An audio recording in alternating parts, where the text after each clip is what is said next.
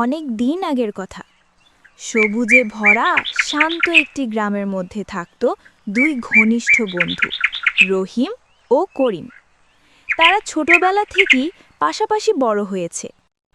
একসাথে মাঠে গরু চড়ানো, নদীতে সাঁতার কাটা, বনে বাগানে ঘুরে বেড়ানো সবকিছু। একদিন দুপুরবেলা রাহিম বলল, চল জঙ্গলের ভেতর থেকে একটু শুকনো কাঠ কুড়িয়ে আনি। আজ ঘরে রান্নার জন্য কাঠ কমে গেছে। করিম মাথা নেড়ে রাজি হলো। জঙ্গলটা খুব গভীর নয়, কিন্তু চারপাশে ঘন গাছপালা থাকায় মাঝে মাঝে ভয় ধরিয়ে দেয়। তবুও দুজন একসাথে থাকায় কেউ ভয় পেল না। তারা হাসতে গুনগুন করতে করতে জঙ্গলের ভেতর এগিয়ে চলল। হঠাৎ তারা খুব অদ্ভুত ধরনের কান্নার মতো শব্দ শুনতে পেল। শব্দটা ছিল মৃদু, কিন্তু খুব ব্যথায় ভরা। রাহিম এক লাফে দাঁড়িয়ে গেল। করিম শুনতে পেল মনে হচ্ছে কোনো প্রাণী কাঁদছে। রাহিম তাড়াতাড়ি বলে বসল, ওকে সাহায্য করতে হবে। দেখ কি কষ্ট পাচ্ছে। কিন্তু করিম ভয় পেয়ে পিছিয়ে গেল। না না, ওর মা আশপাশেই থাকলে আমাদের আক্রমণ করতে পারে। আর যদি এটা ফাঁদ হয়?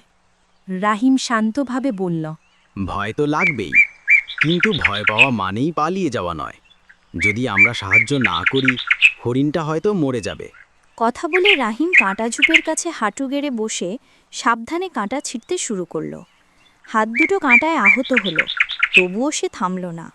তার চোখে ছিল শুধু একটাই লক্ষ্য, হরিণটাকে বাঁচানো। এদিকে করিম দূরে দাঁড়িয়ে সব দেখছিল। তার বুক ধুকপুক করছিল, কিন্তু সে এগোতে পারছিল না। ছোট্ট হরিণটি প্রথমে একটু দুলছিল, তারপর লাফাতে লাফাতে জঙ্গলের গভীরে হারিয়ে গেল। রাহিম উঠে দাঁড়িয়ে করিমের দিকে তাকাতেই করিম লজ্জায় মাথা নিচু করে বলল, আমি পারতাম সাহায্য করতে, কিন্তু ভয় আমাকে আটকেছে। আমি বন্ধুর মতো পাশে দাঁড়াতে পারিনি। রাহিম বন্ধুকে গায়ে হাত দিয়ে বলল, দোষ তো তোর নয়, ভয় তো সবারই থাকে, কিন্তু ভয়কে জয় করতে শিখলে মানুষ সত্যিই বড় হয়। আজ না পারলে কাল পারবি, চেষ্টা করলেই সাহস বাড়ে। সেদিন তারা খালি হাতে বাড়ি ফিরলেও তাদের হৃদয় ভরে গেল ভালো কাজের আনন্দে। আর তারা দুজনই বুঝল, সাহস মানে ভয় না পাওয়া নয়, বরং ভয়কে জয় করে সঠিক কাজটা করা।